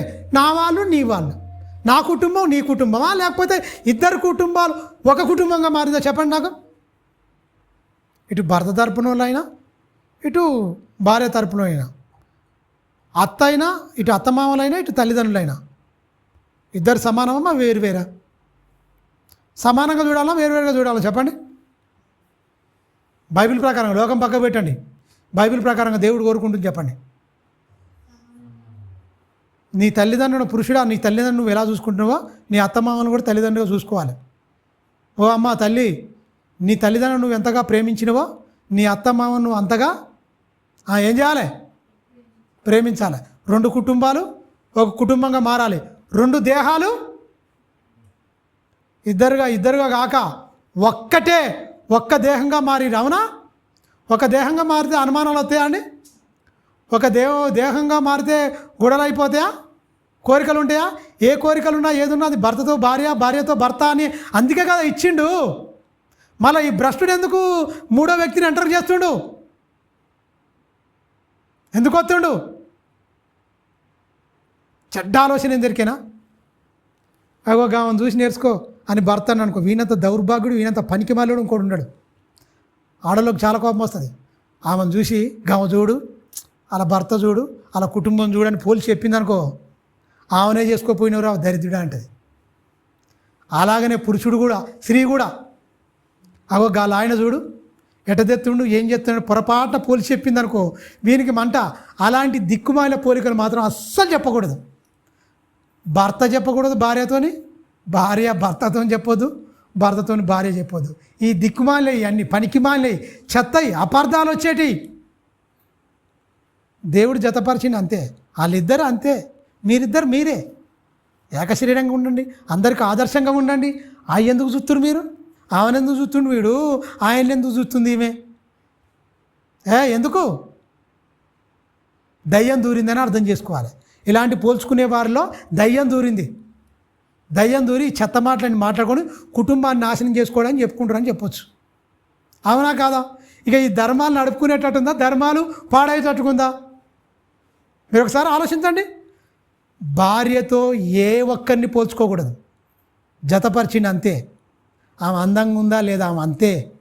పై రూపం చూడకు. అందం మోసకరం, సౌందర్యం వ్యర్థం. స్త్రీలు పిల్లలకు అంటారు, చాలా ఇబ్బంది అయిపోద్ది, వాళ్ళకు రక్తహీనత వస్తుంది, చాలా ఇదైపోద్ది. అందువల్ల వాళ్ళకు వేచి మీద పడ్డట్టు అనిపిస్తుంది. పురుషులు కొంచెం ఎంగుగా ఉంటారు. ఎలాగైనా కొంచెం పురుషులు ఉంటారు. ఆడవాళ్ళు తొందరగా దిగిపోతారు పాపం. ఆ పిల్లలు, బాధ్యతలు, ఇంకా ఏదైనా చిన్న చిన్న శరీరంలో ఇంకేమన్నా వ్యాధులు వచ్చినాయి అనుకోండి, చాలా సఫర్ అవుతారు స్త్రీలు. అందుకనే మిక్కిలి బలహీనమైన ఘటం కనుక మీ భార్యలను సన్మానించండి అన్నాడు. సన్మానానికి పాత్రలు ఎవరికైనా ఎవరండి? భార్యలు. కృప అను వరములో మీ భార్యలు కూడా పాలిభాగస్తులు గనక వాళ్ళను అవమానపరచొద్దు. వాళ్ళని సన్మానించండి, వాళ్ళను ప్రేమించండి. మీరు గమనించండి, నీకు ఇచ్చింది అంతే. నీ భర్తతో ఇంకోని పోల్చుకుంటేందుకు వీల్లేదు. నీ భార్యతో ఇంకో పరాస్త్రీని పోల్చుకుంటేందుకు వీల్లేదు. అది చాలా దుర్మార్గం, అది పెద్ద పాపం తెలుసా? ఏ భర్త అలా చెప్తే పోల్చుకుంటే తట్టుకోలేడు. ఇప్పుడు ఒక దిక్కుమాలే వచ్చినాయి, ఒక దరిద్రమైన వరస్ట్ కల్చర్ వచ్చింది. తాగుతారు. ఈ సాఫ్ట్వేర్లు అందరూ ఏం చేస్తారు కదా, ఈయన భార్యతో వాడు డ్యాన్స్ చేస్తుంటే వాని భార్యతో వీడు డ్యాన్స్ చేస్తుంటాడు. బాగా తాగి పార్టీలు చేసుకుంటూ ఏం చేసుకుంటారు కదా, వీని భార్యతో వాడు డ్యాన్స్ చేస్తుంటాడు, వాని భార్యతో వీడు డ్యాన్స్ చేస్తుంటాడు. ఏమైపోవాలిగా? చేయొచ్చా? అట్లా చేయొచ్చా? ఎంతవరకు ఉండాలో అంతవరకు ఉండాలి. స్నేహము, భార్య పెళ్ళి అయిన తర్వాత స్నేహితులు కూడా ఇంటికి వచ్చే అవసరం లేదు, రానేదు. అంతే వరకే. ఇంటి బయటనే ఏదున్నా మాట్లాడే. చెల్ల, అక్క, తమ్ముడు, ఈ బావ, ఈ దిక్కుమాల ఈ వరుసలే వద్దు. పురుషుడు ఏదున్నా బయటనే చూసుకొని రావాలి. ఇంటికి వచ్చినాక భార్య, భర్త, పిల్లలు అంతే, వాళ్ళే. ఇక ఇంట్లో ఈ సెట్టింగులు, మా ఇంటికి రా, నేను మీ ఇంటికి కొత్త, ఈ పనికి మాలిన పనులు అస్సలు ఉండకూడదు. చేదు, తప్పు అక్కడనే పోతే మొత్తం. ఆ తీయటి మాటలు, ఇవన్నీ రకరకాలు వద్దు. అక్క వద్దు, బావ వద్దు, తమ్ముడు వద్దు, వడద్దు, ఎవరిని నమ్మకూడదు తెలుసా? ఈ సంబంధం ఇది.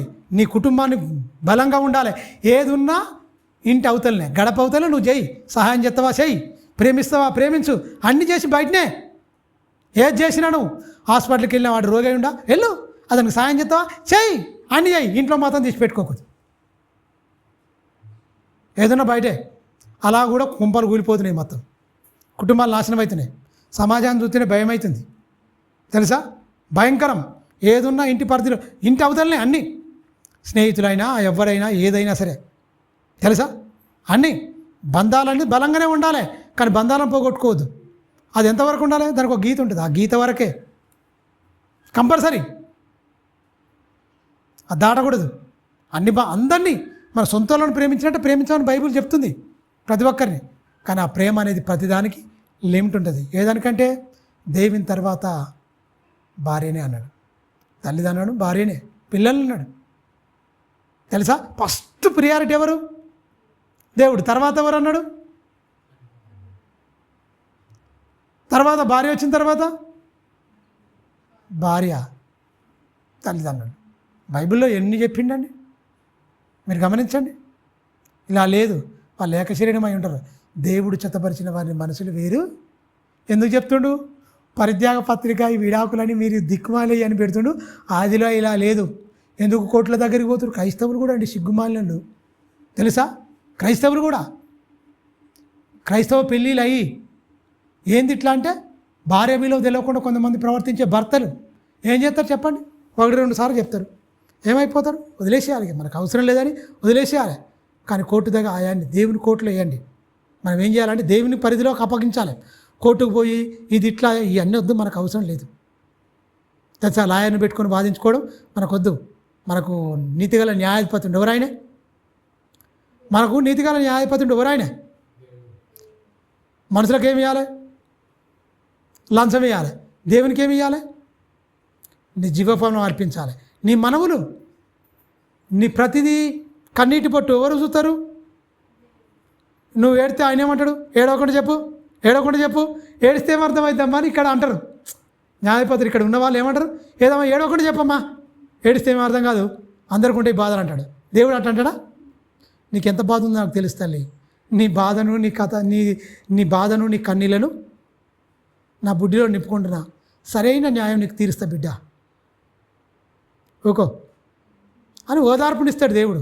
మనుషులు నీ ఒక్కదానికే ఉన్నాయా, వచ్చడం అంతా నేను లోకంలో ఉంటాడు, లోకంలో బోల్డంత మంది ఉన్నాయమ్మా అంటాడు. అంటే దేవుడు అర్థం చేసుకుంటాడు, మనుషులు అర్థం చేసుకోలేరు. అందుకనే మీరు గమనించండి, దేవుడు జతపరిచిన వారిని మనుషులు వేరు చేయకూడదు. మనుషుల ప్రణయం కలిగిందనుకో అదే ప్రాబ్లం. పెళ్ళయింది అనుకోండి, మీరు గమనించండి, పెళ్ళై కొత్తగా వచ్చింది, ఇంటికి వచ్చింది, పెళ్ళై ఇంటికి వచ్చింది అనుకోండి, మీరు గమనించండి. మన పాస్టర్ కూడా చెప్తుండు, అదే జపన్య శాస్త్రి, మీరు గమనించండి, ఫోన్ నెంబర్ మార్చేసుకునే అవసరం లేదు, ఫోన్ నెంబర్ తగ్గించుకుంటే అయిపోద్ది. ఫోన్ తీసేసి మార్చుకుంటే వాళ్ళు ఎట్లుంటారు, మాట్లాడుకోవచ్చు, ఆనందంగా ఉన్నామని చూపించుకోవచ్చు. ఎలా ఉన్నారో వాళ్ళు ఫీలింగ్ అయితే మేము ఎంత ఆనందంగా ఉన్నామో చూపించవచ్చు. అమ్మా మేము ఇలా ఉన్నాం, నా అత్త నేను ఇలా ఉన్నాం, నా భర్త నేను ఇలా ఉన్నామంటే వాళ్ళు హ్యాపీగా ఉంటారు.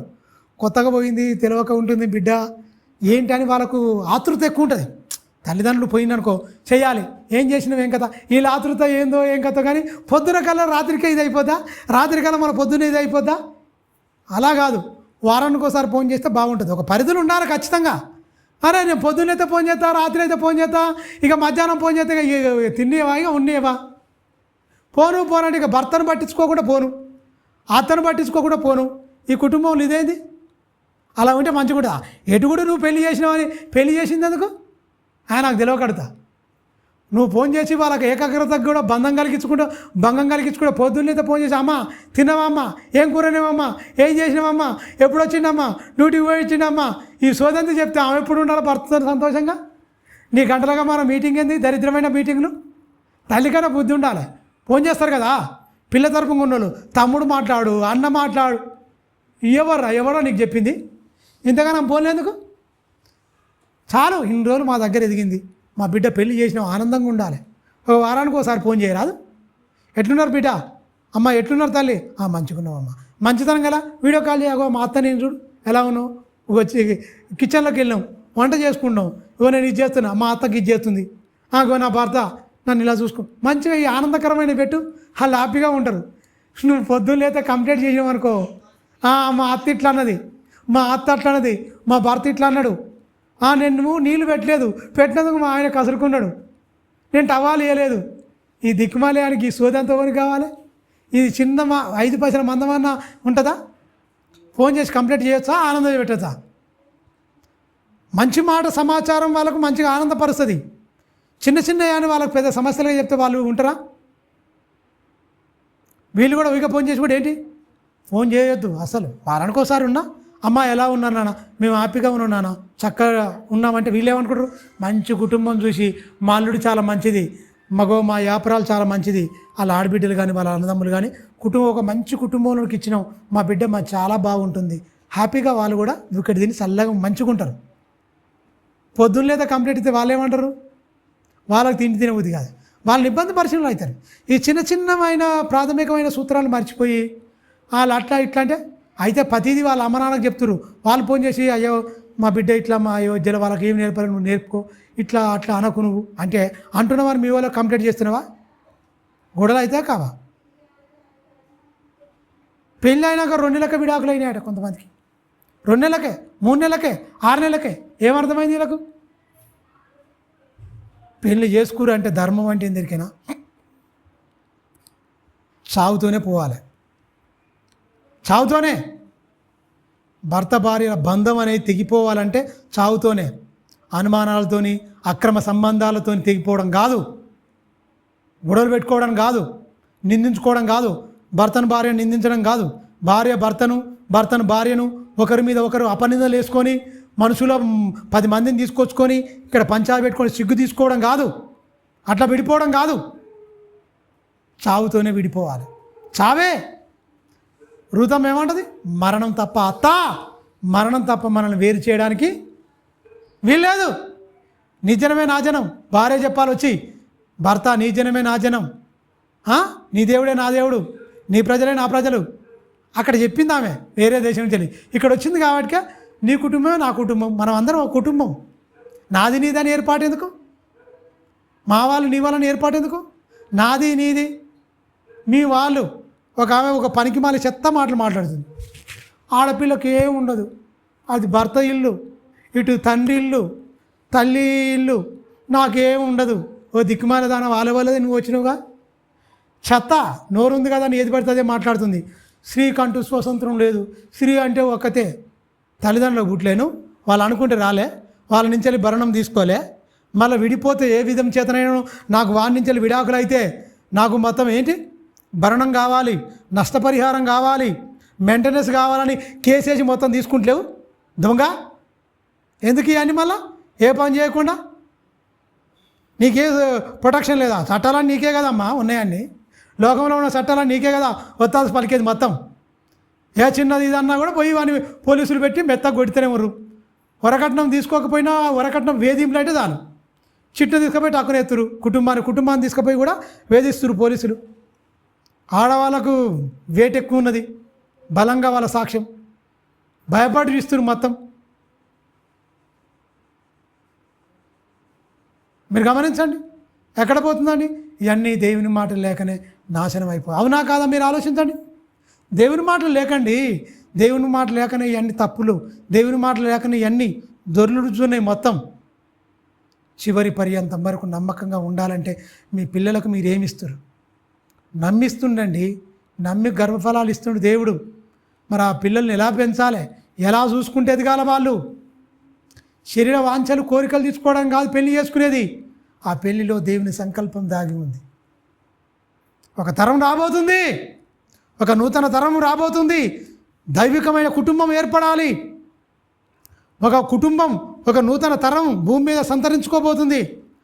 దైవికమైన మంచి రూపాలు, వాళ్ళను నరరూప రాక్షసులుగా మార్చేస్తే నువ్వే తిట్టుకొని కొట్టుకొని ఇవన్నీ చేస్తే పెళ్లి మీద ఎవరికన్నా ఉంటుందా? పెళ్లి చేసుకోవాలని ఆలోచన ఉంటుందా? సావాసంలో ఉండాలనుకున్నాడు దేవుడు, సహజీవనంలోకి వెళ్ళండి అని దుష్టుడు చెప్పిండు. కథం మనం ఇద్దరం కలిసి ఉందాం, ఇష్టం ఉన్న రోజులు తర్వాత విడిపోదాం. సమాజంలో మీరు గమనించండి, ఎక్కువ సిటీస్లో ఇవన్నీ చదువుకున్న పిల్లలు చేసేదాన్ని ఈ దిక్కుమాల పనులే.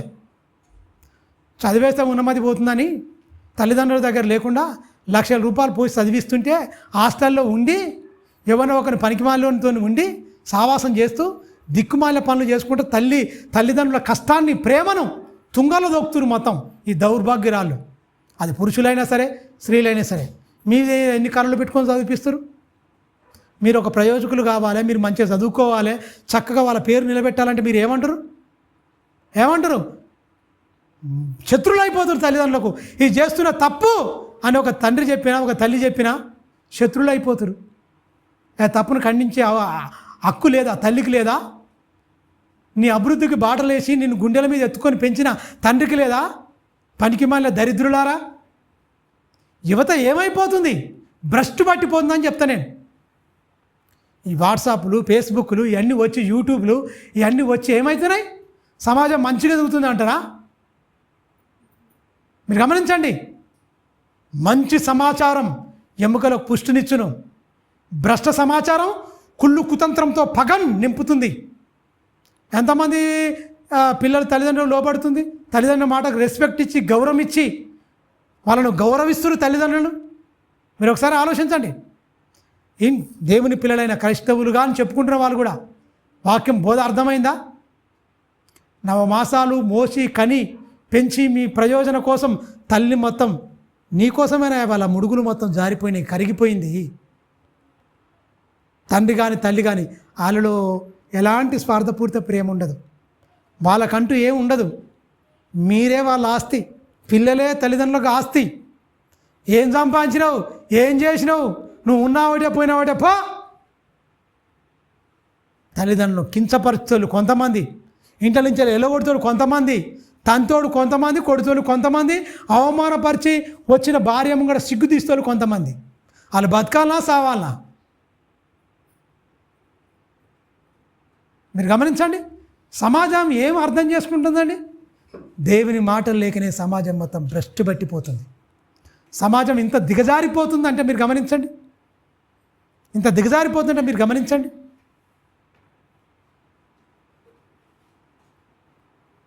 తల్లిదండ్రులు కూడా మేము ఇన్ని లక్షలు పెట్టి మా పిల్లలను చదివించినాం, ఇన్ని లక్షలు ఇస్తేనే మేము పెళ్లి చేస్తాం.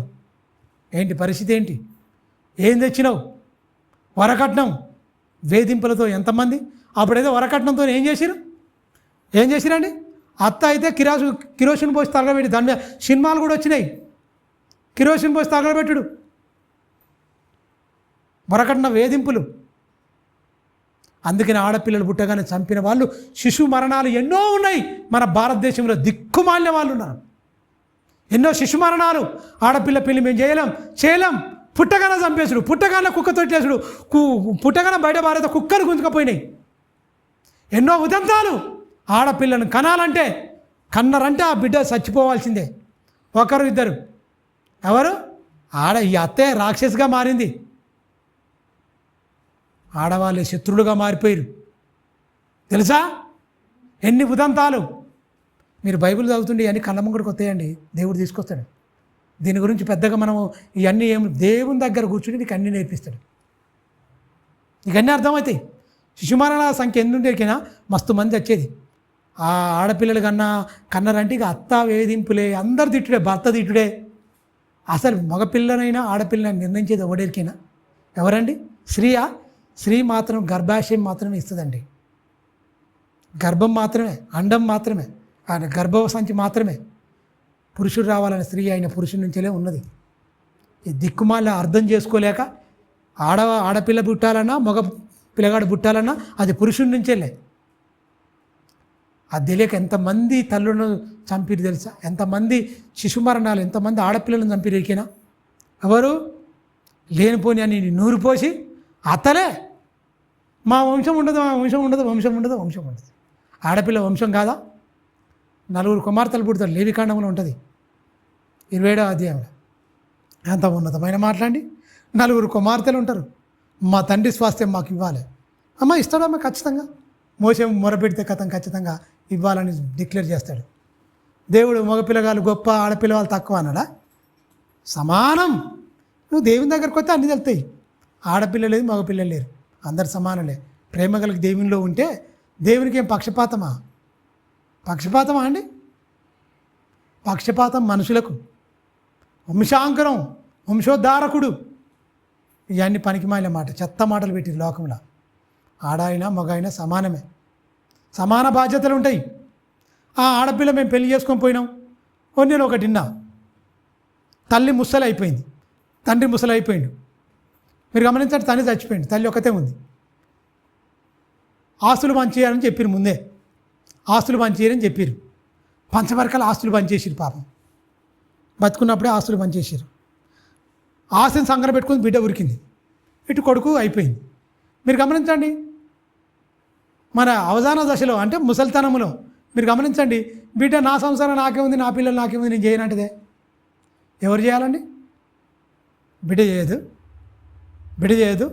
ఆస్తి బాగానే తీసుకుపోయినావు, వరకట్నం బాగానే తీసుకుపోయినావు, నువ్వు కన్నప్పుడు నీ తల్లి బాగానే వచ్చి చేసింది మొత్తం, ఆ బట్టలు పిండేసుడు నీ అన్నీ చేసింది మొత్తం. చేసిందా చేయలేదా? ఖచ్చితంగా చేసింది. మరి ఏది నీ కృతజ్ఞత? ఏది నీ ప్రేమ?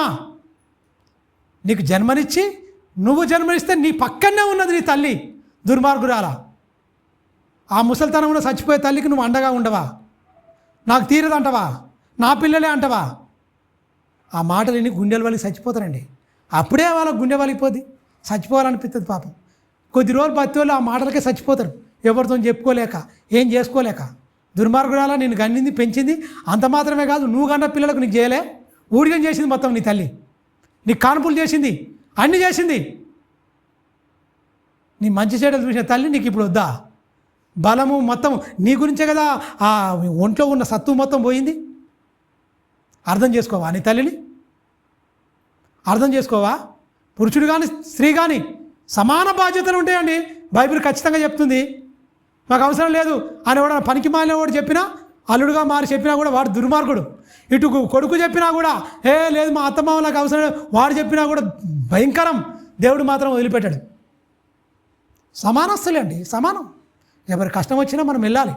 నీ వాళ్ళది నేను రాను, పో, మీ వాళ్ళకు నువ్వు పో అంటే ఆమె చూస్తుందా? నీ వాళ్ళు వచ్చినప్పుడు గబగబా నువ్వు వంటలు చేసి పెట్టి ఈ తల్లిగారు సపోర్ట్ కావాలి పెట్టకుంటే ఊకుంటుందా? ఇవన్నీ పక్షపాత ధోరణి, ఇవన్నీ క్రియల్లో అంటే మెంటాలిటీ భయంకరమైంది, క్రిమినల్. ఇవి ఉండకూడదు. ఇది ఎవరికి పెడతాడు? పుట్టినప్పుడు అందరు మనుషులు మంచోళ్ళేనండి, ఎవరు నేర్చుకోరు.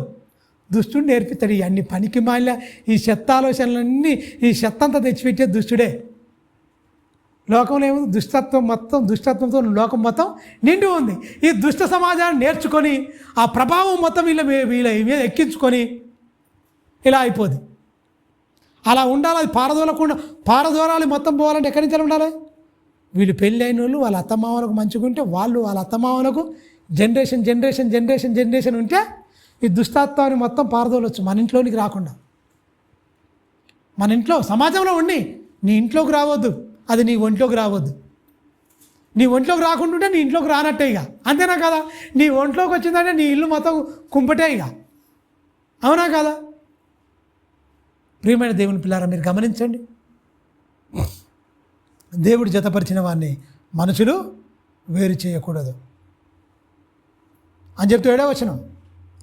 అందుకు వారు, అలాగైతే వీళ్ళు ఏమంటారు ఎగిన పరిత్యాగ పత్రిక ఆమెకు విడాకులను మోసే ఎందుకు ఆజ్ఞాపించను అని వారు అడగగా, ఆయన మీ హృదయ కాఠిన్యమును బట్టి మీ భార్యలను విడనాడుట మోసే సెలవిచ్చను కానీ ఆది నుండి ఇలాగ జరగలేదు అని చెప్తూ ఒకటి కారణం చెప్పిండు. యేసుక్రీస్తు కూడా దాన్ని కన్ఫర్మ్ చేస్తుండు. చూడండి, ద్రోహం, దగ, మోసం జరిగితే ఏమైపోతుందో చెప్తుండు. చూడండి 8వ వచనం, ఆయన మీ హృదయ కాఠిన్యమును బట్టి మీ భార్యలను విడనాడని మోసే సెలవిచ్చను కానీ అది ఆది నుండి ఇలాగూ జరగలేదు. మరియు వ్యభిచారం నిమిత్తము తప్ప తన భార్యను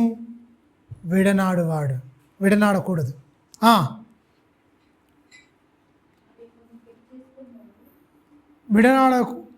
వ్యభిచారమును చేయువాడు 9వ వచనం, మరియు వ్యభిచారం నిమిత్తం తప్ప తన భార్యను విడనాడి మరి ఒకతిని పెళ్లి చేసుకునేవాడు వ్యభిచారము చేయుచున్నాడు. ఇడనాడబడిన దానిని పెళ్లి చేసుకునేవాడు. మీరు గమనించండి, దీన్ని ఏం అర్థం చేసుకోవాలి? ఒకరు బతుకుండగా ఒకరు చేయకూడదు. అర్థమైందా? భార్య భర్తకు బద్దులై ఉండాలి, అంతేనా కదా? ఇది కన్ఫర్మ్. భార్య భర్త ఉండగానే ఆమె విడాకులు ఇచ్చి వీడు ఇంకో దాన్ని పెళ్లి చేసుకుని వీడు ఏం చేస్తున్నాడు? కన్ఫర్మ్ చేస్తున్నాడు. యేసుక్రీస్తు నీకు డౌట్ వచ్చింది కదా, అడుగుతున్నావు కదా, నేను క్లారిఫై చేస్తున్నాడు. నేను మోసే ఎందుకు ఇచ్చిండు? అది మీ హృదయ కాఠిన్యమును బట్టి ఇచ్చిండు తప్ప ఆయన ఆదిలో ఇలా లేదు. దేవుడు ఇలా సెలవు ఇవ్వలేదు మోసే, మీ హృదయ కాఠిన్యమును బట్టే ఇలా ఇచ్చిండు. కానీ దేన్ని బట్టి ఇరికినా? వ్యభిచారమును బట్టి. ఒకవేళ వ్యభిచారం చేసింది భార్య, దాన్ని బట్టి చేయొచ్చు. కానీ వ్యభిచారం కాకుండా ఇంకా నువ్వు ఏదైనా సరే నువ్వు వ్యభిచారం చేసుకోవాలని నీ భార్యని అన్యాయంగా ఒకవేళ విడనాడితే పెళ్లి చేసుకుంటే వేరే దాన్ని, ఆమెను ఏం చేస్తున్నావు? నువ్వు వ్యభిచారం చేస్తున్నావు, ఆమెను కూడా ఏం చేస్తున్నావు? చేసుకున్నది కూడా. మీరిద్దరి ఆ బంధం అనేది పాపం అంటుండే ఒక్క మాటలో. పాపం, ద్రోహం, దైవికమైన పాపం అంటుండు, భయంకరమైన పాపం అంటుండండి. మళ్ళీ చదువుకుందాం 8వ వచనం. మరియు వ్యభిచారము నిమిత్తము తప్ప తన భార్యను విడనాడు వాడు మరియు ఒకతిని పెళ్లి చేసుకున్నాడు కాడు. అంటే ఏంటి? వ్యభిచారము నిమిత్తము తప్ప తన భార్యను విడనాడు వాడు మరి ఒకతిని పెళ్లి చేసుకుని వాడు వ్యభిచారము చేయుచున్నాడని విడనాడబడిన దానిని పెళ్లి చేసుకుని వాడు వ్యభిచారము చేయుచున్నాడని నేను మీతో చెప్పుచున్నానని వారితో అనెను. మీరు గమనించండి. మరి ఇంకోటి 10వ వచనం. ఆయన శిష్యులు చూడండి, భార్యాభర్తల సంబంధము ఇట్టిదైతే పెళ్లి చేసుకునే యుక్తము కాదని ఆయనతో చెప్పారు. ఏమంటున్నారు? ఓరే నాయన, ఇది పెద్ద పాపం అనుకుంటే పెళ్లి చేసుకోకుంటే మంచిదిరా నాయన, ఇవన్నీ కష్టాలా, నాలో మురిపానికి ఇవన్నీ ఎందుకురా నాయన, ఇంత ఘోరమైన పాపమా, ఇంత ఇదా? శిష్యులు అనుకోడు దీనికోసం ఆయన పెళ్లి చేసుకునేది. ఇలా అనుకుంటే పెళ్లి చేసుకునే అవసరమే లేదు. ధర్మాలు నడపకుంటే ఏమవుతాడా? ఒకరి ధర్మం ఒకరు నడపకుండా ఏదో మాత్రం మీరినా అది పాపం. స్త్రీకి ద్రోహం చేయకూడదు. పురుషునికి ద్రోహం ఎప్పుడైనా కల్లో కూడా స్త్రీ చేయకూడదు, కల్లో కూడా పురుషుడు స్త్రీకి ద్రోహం చేయకూడదు. అది చేస్తే దేవుడు కలగ చేసుకుంటాడు తెలుసా? దేవుడు కలగ చేసుకుంటాడు. దేవుడు అసలు ఒప్పుకోడు. మీరు గమనించండి, చాలా సీరియస్ అయిపోతాడు దేవుడు. ఎక్కడ అంటున్నాడు? ఒక్కసారి చూడండి, ముగించుకుందాం. చాలా సీరియస్ అయిపోతా అంటుండు, వాళ్ళ పక్షాన ఉంటా అంటుండు. అరే బాబు మీరు ఏమనుకుంటారు అంటుండు. చాలా డేంజర్ అండి.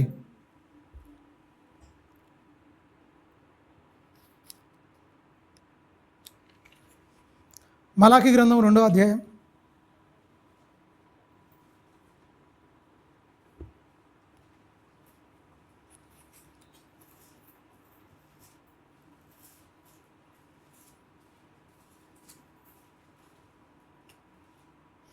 4వ వచనం.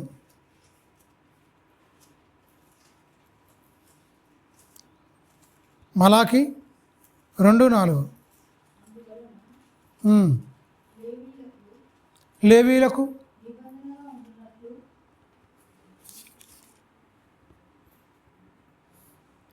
మొదటి నుంచి చదువుకుందాం, బాగుంటుంది. కావున యాజకులారా, ఈ ఆజ్ఞ మీకు ఇయ్యబడి ఉన్నది, సైన్యములకు అధిపతియగు యెహోవా సెలవిచ్చినదేమనగా, మీరు ఆ ఆజ్ఞను ఆలకింపకయు నా నామమును ఘనపరచునట్లు మనపూర్వకముగా దానిని ఆలోచింపకయు ఉండిన ఎడల నేను మీ మీదికి శాపమును తెప్పించి మీకు కలిగిన ఆశీర్వాద ఫలమును శపింతును. మీరు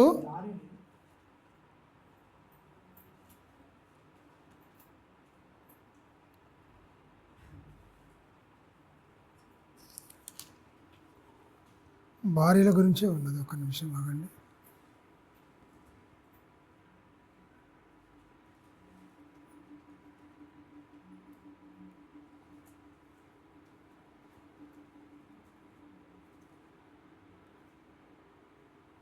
భార్యల గురించి వాళ్ళ కన్నీళ్ళు అని ఉంటుంది చూడనా, వారి కన్నీళ్ళు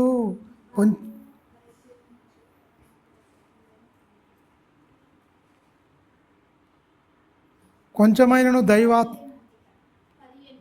15 వచ్చిన చూడండి. మీ భార్యలను 14 నుంచి చదువుకుందాం. 15 కాదు, 14 నుంచి.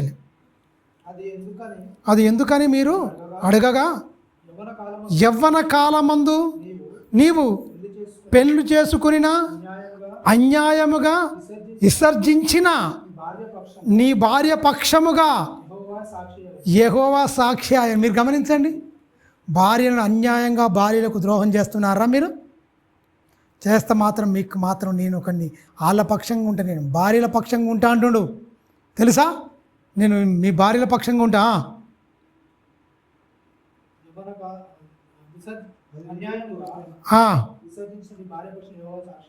యెహోవా సాక్షాయను, అది నీకు ఒట్టిదై, నీకు అది తోటిదై, నీవు చేసిన తోటి అంటే జతపరచబడిందని చేసిన నిబంధన పాత్రురాలు కదా, నిబంధ పాత్రురాలు కదా. అంటే నిబంధ పాత్రురాలు ఏంటి? కష్టాల్లోనూ, కన్నీళ్ళలోనూ, వేదనలోనూ, బాధనలోనూ అన్నిట్లలో నీకు తోడు ఉంటుంది. నిబంధన పాత్రురాలు కదా. నీ పెళ్లి భార్య కదా. కొంచెముగానైనను దైవాత్మ నొందిన వారిలో ఎవరును ఇలాగు చేయలేదు. ఒకడు చేసినను ఏమి జరగను? దేవుని చేత సంతతి నొందవలనని అతడు యత్నం చేశాను కదా. కాగా మిమ్మును మీరే జాగ్రత్త చేసుకొని యవ్వనమున పెళ్లి చేసుకొనినా మీ భార్య విషయంలోనూ విశ్వాసఘాతకులుగా. మీరు గమనించండి ఏమంటుండు.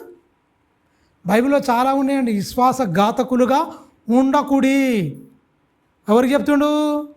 పురుషులకు చెప్తా. అప్పుడు పురుషులు బాగున్నారు విశ్వాసఘాతకులుగా. పాపం స్త్రీలు లేరు. ఇప్పుడు ఎవరు ఉన్నారు? స్త్రీలు కూడా ఉంటారు. అన్నిటిలో సమానం అంటారు కదా. స్త్రీలు కూడా ఖచ్చితంగా ఉంటారు. విశ్వాసఘాతకులుగా, దైవాత్మ కొద్దిగా నొందినా కూడా అలా చేయరాట. అంటే అర్థం ఏంటి? ఒకరి ధర్మం ఒకరు నడపాలి. యవ్వన కాలం మంది పెళ్లి చేసుకున్నావు, అది నిబంధనతో కూడింది. అది నేను ఒప్పుకోను. వారి పక్షమున నేను ఉంటున్నాను. నిష్కారణంగా భార్య మీద అపనిందలేసి నువ్వు నాకేం తెచ్చినావని ఆమె నిందల పాలు చేసి భయంకరంగా సిగ్గుపరిచి నువ్వు ఉన్నవా? దేవుడు ఆమె పక్షంగా ఉంటూ జాగ్రత్త, నిన్ను తీసేస్తాడు మొత్తం. జాగ్రత్త పడు అంటుడు. అది నీ పెళ్లి భార్య. మీరు గమనించండి. ఇది మళ్ళీ ఒక రకం కూడా ఆలోచించు. అది నీ పెళ్లి భర్త. నీ భర్తను కాకుండా నువ్వు వేరొకంతో నువ్వు ఉండి ఈ పనికి మాలే ఈ చెత్త ఇవన్నీ చూసి ఇట్లా చేసామనుకో, అది నీకు కూడా వర్తిస్తాడు దేవుడు. ఎందుకంటే అది దేవుడు జతపరిచిన వారిని మనుషులు వేరు చేయకూడదు. ఇద్దరు పిల్లలు కన్నది, వాళ్ళు పెద్దోళ్ళే. ఎవరినో ఒకరు తగిలించుకొని పోయింది. తెలుసా? పెళ్లిగానం తగిలించుకుంది. అలా భర్త తిరుగుతుండు, బాగా చాలా బాధపడుతుండు, ఏడుతుండు, చాలా బాధపడుతున్నాడు. ఇలాంటి వాళ్ళని ఏంటి ఎరికైనా బైబిల్ పరగానే అనకూడదు, కానీ నరికేయాలి మొత్తం. ఒళ్ళు కొవ్వెక్కి చేస్తున్న చేతలు కాదు. మీరు గమనించండి. ఏంటిదంతా? పెళ్ళికి ఎదిగిన ఆడపిల్లలు పెట్టుకొని పెళ్లిగానం తగులుకొని పోవడం ఎంతవరకు కరెక్ట్? మీరు గమనించండి. ఎంత దౌర్భాగ్యం, ఎంత గర్భఘోష ఉంటుంది పురుషునికి సమాజంలో. ఎందుకంటే ఈ అన్ని ఎందుకురా ఇట్లా జరుగుతున్నాయి? దేవుని లేక, దేవుని వాక్యం లేక భ్రష్టు పట్టిపోతుంది. మొత్తం భ్రష్టులు అయిపోతారు. ఇవాళ నిన్ను తగులుకుంది, రేపు నీకంటే ఇంకా బెటర్ అంటుకుంటే ఇంకొని తగులుకుంటుంది. వేష లోతైన గొయ్యి. వేష ఏంటిదట? లోతైన గొయ్యి. అది వేషతో సాంగత్యం చేయడానికి రొట్టె తునక మాత్రమే మిగులుతుంది అని బైబిల్ చెప్పిందా లేదా? చెప్పింది. అయినా ఈనాడు సమాజం. ఏదేమైనా దేవుని మాటలు చాలా గొప్పవి. దేవుడు చెప్పినట్టుగా మన కుటుంబాలను కట్టుకోవాలి. భార్యను భర్తను మిక్కటంగా ప్రేమించాలి. భర్త భార్యను మిక్కటంగా ప్రేమించాలి. దేవుడు జతపరిచిన వారిని మనుషులు వేరు చేయకూడదు. మనుషులు అసలు పుల్లలు పెట్టకూడదు. వద్దు. రెండు కుటుంబాలు ఒకటైతున్నాయి, రెండు దేహాలు ఒక దేహంగా మారుతున్నాయి. వారి మధ్యలో ఎవ్వరు వెళ్ళకూడదు. దేవుడు మాత్రమే ఉండాలి. చక్కగా వాళ్ళ జీవితాన్ని లీడ్ చేసుకోవాలి. పరపురుషునికి నీ హృదయంలో చోటు ఇవ్వడానికి స్త్రీ ఒప్పుకోవద్దు. అలాగే పరస్త్రీకి పురుషుని హృదయంలో చోటు ఇవ్వడానికి ఒప్పుకోవద్దు. అది పాపం, అది ద్రోహం, దైవ ద్రోహం కూడా అయిపోతుంది. దేవుని సంకల్పం దెబ్బతింటుంది. అక్కడ పిల్లలు దైవికంగా ఎదగరు. దుర్బీజులు, దుష్టులు వస్తారు, నరహంతకులు వస్తారు, భయంకరంగా ఇదైపోద్ది. అందువల్ల దైవాత్మ, చిన్నది దైవాత్మ నొందితే భార్యను గుండెల్లో పెట్టి చూసుకుంటాడు. వ్యభిచార సంబంధమైన కాల ఉండదు, అది నిబంధనది, అది పెళ్లి చేసుకున్నది, వాళ్ళు నడిపేవద్దు. అది పురుషుడైనా సరే, స్త్రీ ఏడిసినా సరే, పురుషుడు ఏడిసినా సరే భార్యను బట్టి బాధ పెట్టద్దు. అన్నీ చేస్తూ రాత్రి ఒకటిన్నా నాకు దేవుడు మాట్లాడుతుంది అంటున్నాడు. దేవుడు మాట్లాడుతుంది అంటే సరే మంచిదమ్మా, నీ భర్తకు అన్నీ చేస్తున్నావు అన్నాడు. నా భర్తే వంట చేశాడు. సిగ్గుంది అసలు నీకు అన్నట్టు. అన్న నీ భర్త వంట చేస్తూ నువ్వు ఊకున్నావా? ఆయనకి ఏం చేయకుండా దేవుడు మాట్లాడుతుండా? దేవుడు మాట్లాడడం అంటే నువ్వు దయ్యం మాట్లాడుతుంది నీతోని. ఏది చేసినా నువ్వేం చేయాలి? నీ ఇంట్లో నువ్వు పరిచారకురాలు, అన్నీ చేయి. ఏదో జ్వరం వచ్చి ఒంట్లో బాగాలేకుంటే అది వేరు. భర్తను వంటకు ఒంటింటిగా చేసి నువ్వు ఏదో ఊర్ల మీద ఎగురు నువ్వు తిరుగుతూ కథం నేను ప్రార్థనలు ఇవన్నీ చేసి నీ పరిచర్య ఏది? నీ అత్తమామకు పరిచర్య, నీ భర్తకు పరిచర్య, నీ పిల్లలకు పరిచర్య, అదే నీకు ఇచ్చిన పరిచర్య. అది కాదు నేను ఏదో సంఘంలో పరిచయం చేస్తా, అలా ఫుడ్ పెడతా, ఇది పెడతా. అదు నీ భర్తకు పరిచయం చేయి, నీ పిల్లలకు పరిచయం చేయి, నీ అత్తమామకు పరిచయం చేయి. అది నీ ధర్మం. ఇవన్నీ పక్కకు పెట్టి నేను బయట ఊర్లేగుతా, నేను బయట పరిచయం చేస్తా, అదొకటి చేయమండి నిన్ను. అది దయ్యబ్బోదా. ఇంట్లో ఉన్నవారికి ఒక ఇంట్లోకి వెళ్ళిపోయిన వానికో స్త్రీ ఖచ్చితంగా అక్కడ అత్తమామలకు పరిచర్య, భర్తకు పరిచర్య, పిల్లలకు పరిచర్య, తన పరిచర్య ధర్మమును ఏం చేయాలి? నెరవేర్చుకుంటూ గృహ పరిపాలన చేసుకుంటూ మంచి ఉపదేశం చేసే ఒక మంచి గృహ పరిపాలన స్త్రీగా మారాలి. అది స్త్రీలకు ఇచ్చిన బాధ్యత. చాలా ఉన్నాయి. ఇంకా ఇది నెంబర్ 2. ఇది ఈ అంశంలో ఏది ఫస్ట్ భాగం మాట్లాడేది, రెండో భాగం. ఇంకా భాగాలు మాట్లాడదు, ఇంకా చాలా ఉన్నాయి. దీని మీదనే. ఎందుకంటే మన కుటుంబాలు కట్టబడాలి, మనలో ఉన్న లోటుపాట్లు కూడా ఖచ్చితంగా ఉండాలి. ఎందుకంటే మనం ఎలా ఉండాలి, ఇక పెళ్ళైన వాళ్ళు పెళ్ళి కాక మునిపై ఎలా ఉండాలన్న దాని మీద కూడా ఉండాలి ఖచ్చితంగా. కౌన్సిలింగ్ ఈ 31 2 రోజులు పెడుతున్నా అన్న, ఏది మన ఆలివ్ అన్న 2 రోజులు జరుగుతుందని రాత్రే చెప్పిండు. తలలోంచుకోండి, మనం ప్రార్థించుకుందాం. పరిశుద్ధుడైన మా కన్న తండ్రి, కొన్ని విషయాలు నీ పిల్లలతో పంచుకున్నాను తండ్రి. మంచి మాటలు, సమాజం నీ మాటలు లేకనే అస్తవ్యస్తం అయిపోతుంది. పసిపిల్లలు ఎత్తుకొని మాకు మేము కలిసి ఉండలేము, విడాకులు కావాలని తండ్రి కోర్టు దగ్గర, ఈ లోకపు చట్టాల దగ్గర ఆశ్రయించి, ఈ లోకపు న్యాయాధిపతుల దగ్గరికి వచ్చి వెళ్ళిపోయి మేము కలిసి ఉండలేమని తండ్రి డబ్బులను 1000 రూపాయలను పెట్టుకుంటూ వాదించుకుంటూ అన్యాయపు తీర్పులు తీసే న్యాయాధిపతుల దగ్గరికి వెళ్తారు. కానీ నీతిగల న్యాయాధిపతి దగ్గరికి వచ్చి సమస్యలు పరిష్కరించుకొని కలిసి ఉండి భార్యాభర్తల బంధం అంటే తండ్రి అది ఏకశరీరం, అది మనుషులతో దేవుడు దత్తపరిచిన వారిని మనుషులు వేరు చేయకూడదన్న నిబంధన నాయన. పరిత్యాగ పత్రిక ఇవ్వడానికి వీల్లేదు, మరణమైనంత వరకు ఇవ్వకూడదు. అది వ్యభిచారము కారణం తప్ప ఇంకా వేరేదో అస్సలు ఉండకూడదు అని ఎన్నో మాటలు చెప్పారు తండ్రి. ఈ మాటలు సమాజంలో లేకనే పాడైపోతుంది. కృపతో జ్ఞాపకం చేసుకోండి. ఈ మంచి మాటలు మా కుటుంబాలను కట్టుకోవడానికి తండ్రి 100 మంది మరి యూట్యూబ్ ఛానల్లో చూస్తుంది కనుక తండ్రి కృపతో జ్ఞాపకం చేసుకోండి. విన్న వాళ్ళైనా ఈ మాటలు విని వాళ్ళ జీవితాలు కట్టుకోవడానికి కృపతో జ్ఞాపకం చేసుకోండి. మాటలు చెప్పడం కాదు నాయన, మాటల ప్రకారంగా బ్రతికి చూపిస్తేనే తండ్రి మీరు ఆనందపడతారు. వాళ్ళు నేర్చుకోవాలి, మార్చుకోవాలి, వాళ్ళ జీవితాలను ఫలభరితంగా మార్చుకుంటేనే తండ్రి మీరు ఆనందపడతారు. కృపతో జ్ఞాపకం చేసుకోమని నిండు మనసుతో వేడుకుంటూ ఈ మాటలను తండ్రి మా హృదయంలో తండ్రి నాటబడి అది 30 అంతలుగా 60 అంతలుగా 100 అంతలుగా తల్లి ఫలించేవారుగా మమ్మల్ని అందరినీ ఫలభరితమైన ఫలమిచ్చు చెట్లుగా మమ్మల్ని అందరినీ ఆత్మీయంగా తండ్రి ఫలమిచ్చే చెట్టుగా, ఆకు వాడని తన కాలమందు ఫలమిచ్చే చెట్టుగా ఎలాగైతే నీటి కాలువన వేరున నాటబడిన చెట్టు ఎలాగైతే ఉంటుందో, వాక్యం అనే నీరున నాటబడిన మేము అలా ఉండునట్లు నీ కృపతో మమ్మల్ని అందరినీ జ్ఞాపకం చేసుకోమని నిండు మనసుతో వేడుకుంటూ సత్యములో నుంచి సర్వసత్యములను నడిపించి బలపరిచి స్థిరపరిచి మా బ్రతుకుల ద్వారా మీరు మహిమ పొందమని నిండు మనసుతో వేడుకుంటూ క్రీస్తు నామాన్ని ప్రార్థన అడుగుతున్నాం తండ్రి, ఆమేన్. ప్రభు నామమున అందరికీ వందనాలు, శుభాలు.